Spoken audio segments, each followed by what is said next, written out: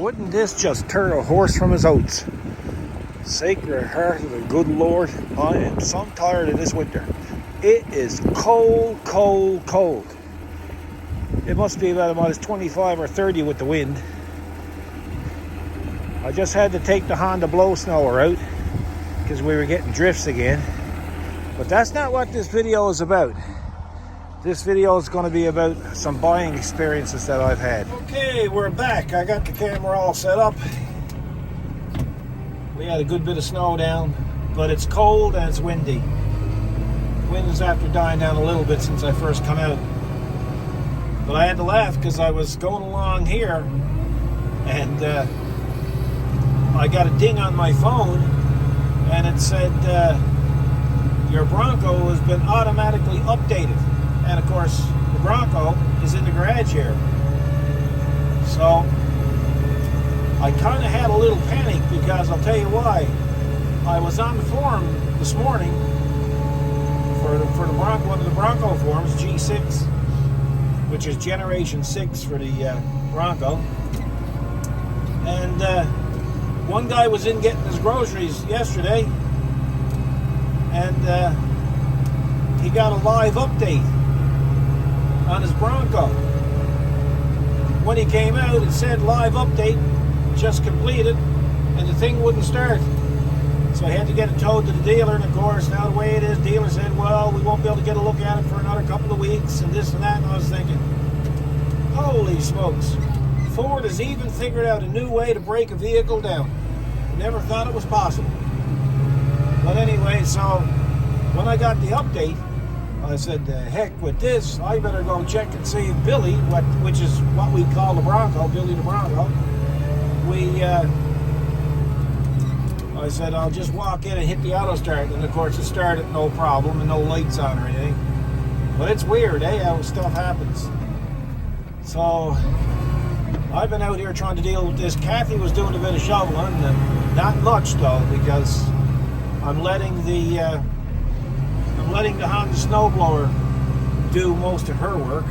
Matter of fact, I got to fight with her to stay in. She keeps wanting to come out, and I told her to stay in today because it is cold out here, folks.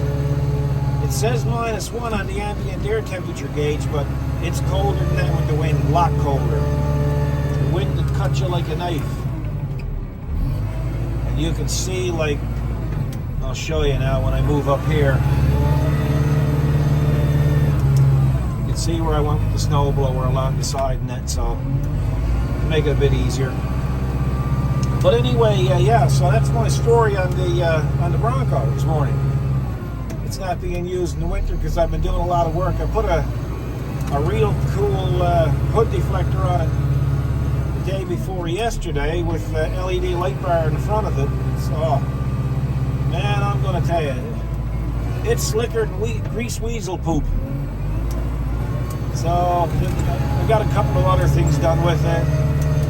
I'm working with another company right now to develop some small mods, nothing serious, but it's kind of cool.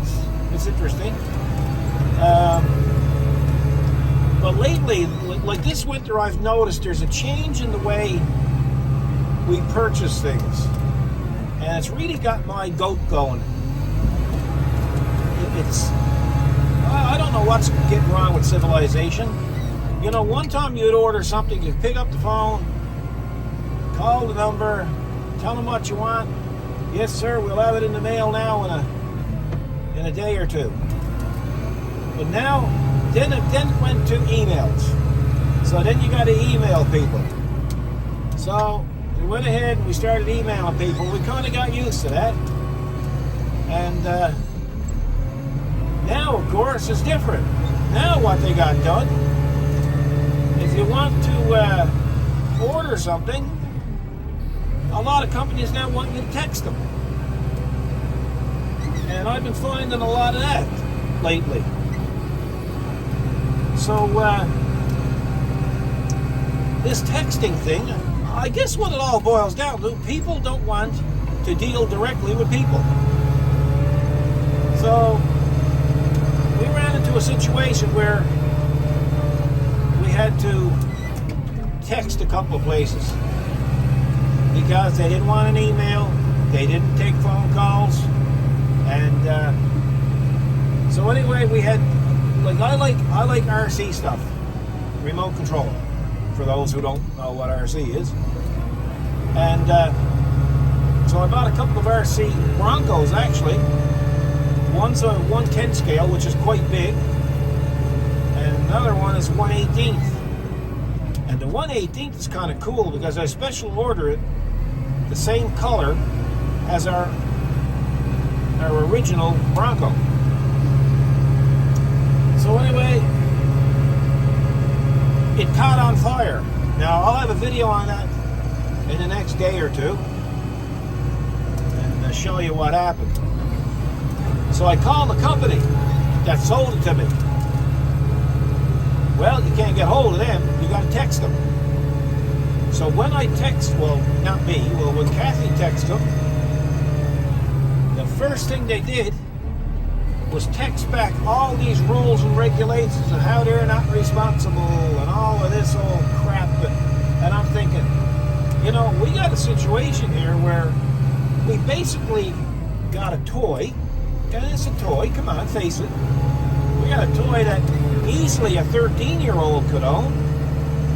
And he could be home the house alone when you guys are out doing your grocery shopping and could burn the house down. So this thing is potentially a fire hazard. So I thought by doing the thing, by reporting this, I was probably doing mankind a favor. Saving somebody a lot of grief. They were not at all interested in the repercussions of it. They were more interested in the liability of it, of the part. So I said the ECM caught on fire. And he says, well, you have to send it to Traxxas is the name of the company. Yeah. The name of the company that I was dealing with was Big Boys with Cool Toys. They're in Ontario. And I'm going to tell you, Buddy was as saucy as a dog. Now, we texted 3 or 4 times, and Kathy started pointing out some things to him that he was certainly handling it wrong. And he kind of hauled his horns in when he realized, well, he said he had nothing to do with it. And I said, well, if you're selling for Traxxas, you're half the problem, because we wouldn't have had it, only we bought it from you. We didn't buy it from Traxxas. So anyway, what they want us to do, they want to pay us the shipping for this little ECM back, and they would look at it, they would say, yes, it's going to be covered under warranty or not. Now just imagine, folks, they're going to check to see if it's covered under warranty, and I got a full 30 seconds. Well, I'm not going to say 30 seconds. That's an exaggeration. I'm going to say 3 minutes. We got 3 minutes use of the thing. When the smoke started to bellow out of it. And I'm going to tell you, it was in the house. And Kathy and I were kind of getting a kick out of watching this thing going across the floor. And you would never believe the smell that came from it. It's terrible. So anyway, so here's the situation. They have a potential problem, a fire risk, and they want me to pay the shipping so that they can get their hands on that part. And they want for me, after using this thing for a full 3 minutes, want me to, they actually want me to pay the shipping to them. And I'm thinking, man, if we put something out that was a fire risk, I wouldn't care what it cost. I'd want that thing back right away so we can start an investigation on it. So I'll tell you what I'm going to do. I'm not going to do a separate video on this. I'm going to insert that video at the end of this video so you can see exactly what it is. And I'll show you a little truck too when I get out of the tractor. So it won't be this is not a snow clearing video as such, although I'm pushing snow. It's a video just to have a chat with you guys. Because usually when I'm in the tractor and I'm not doing videos, I usually got this thing rocking with the stereo. This got an awesome stereo in it. It's one that, of course, I modded, but it's a great machine. So anyway, yeah. So So I said, you want me to pay the shipping for this part? And I said, and who pays shipping back? Well, as far as I was concerned, they'd pay the shipping back. Nope. We had to pay the shipping back. So I said, no, you know what? I'm not going to do it that way. I'm going to pick up the phone. I'm going to call another dealer, and I'm going to order the ECM. So I ordered it, and I got it for $69, and I got it in there now, and it's working perfect. But I'm going to tell you something. If anybody out there got a 1/18 scale Traxxas, it's a TRX 4M.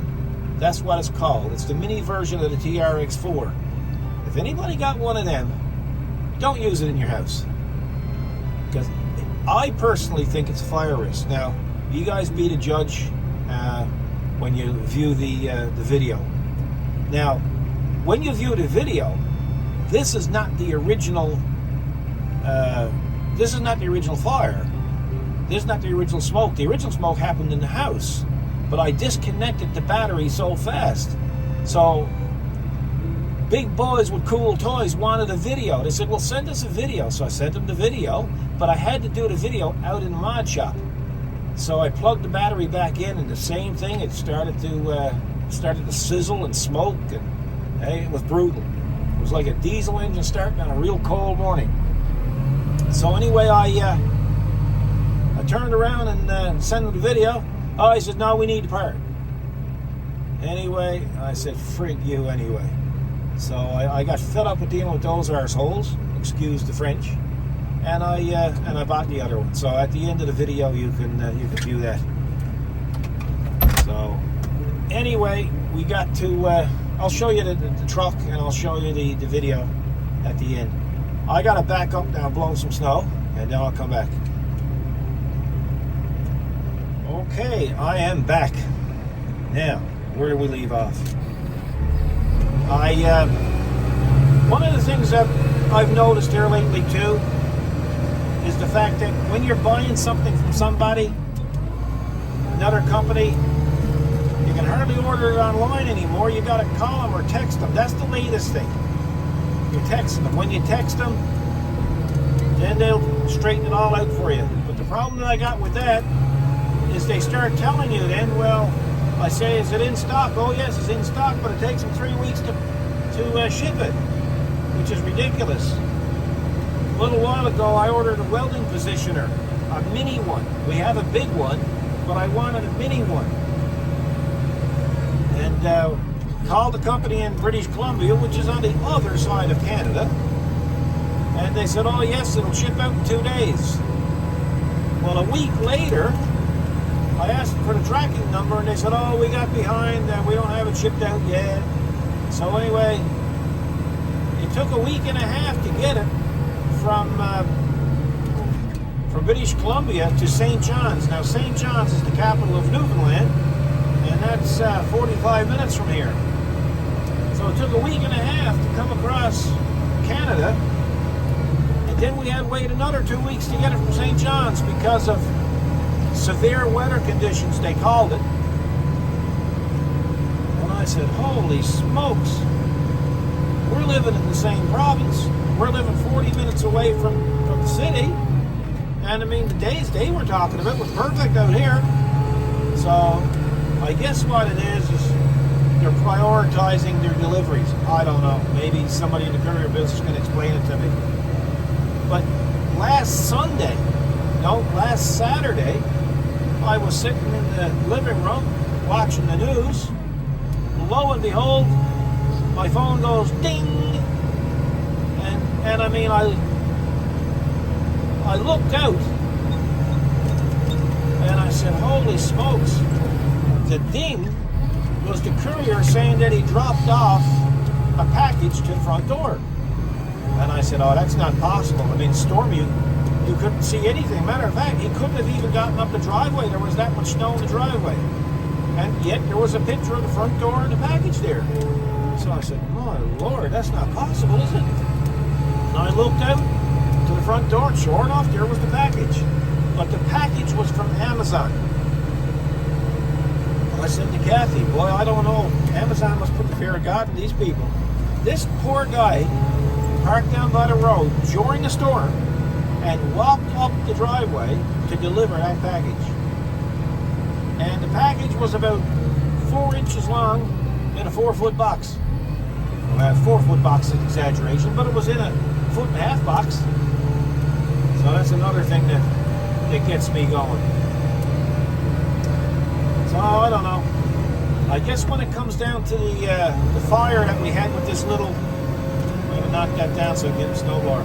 I guess the fire we had with this little RC truck, we're going to have to get Consumer Canada or someone, Consumer Affairs or somebody involved in it. Must be some safety government agency that can look after it. See what will happen then. But just big boys with cool toys, man, I'm going to tell you. There's somebody we can talk to. Well, we never talked to them. There's somebody we can text. I'll tell you, we just had a great big hydro project finish up. Well, it's actually not finished up. It's more of an F up, to tell you the truth, than it is a finish up. And anyway, that's another story. And anyway, they send us more contracts and more legalities via text. Didn't want to talk to us. But anyway, as they say in Newfoundland, I'll fix their wagon. He'll haul his horns in pretty quick by the time I'm done with him. Yeah, so well, I think what I'll do is I'll go ahead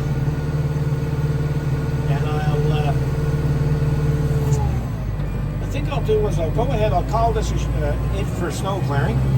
And the next frame you'll see is the machine actually smoking. And it'll be interesting to get your opinion on it.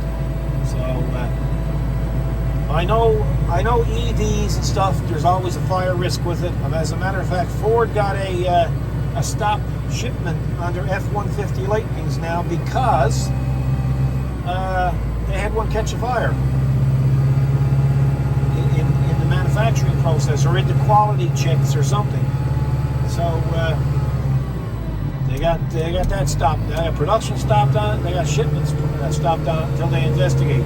They had a fire, one burnt down, and two more or something right by it, and that got pretty crispy as well. So you got to expect that from EVs, I guess. If I own one, I wouldn't plug it in, not into the house. I'd probably plug it into my buddy's house there next door. Laugh out loud. Anyway, folks, see you once.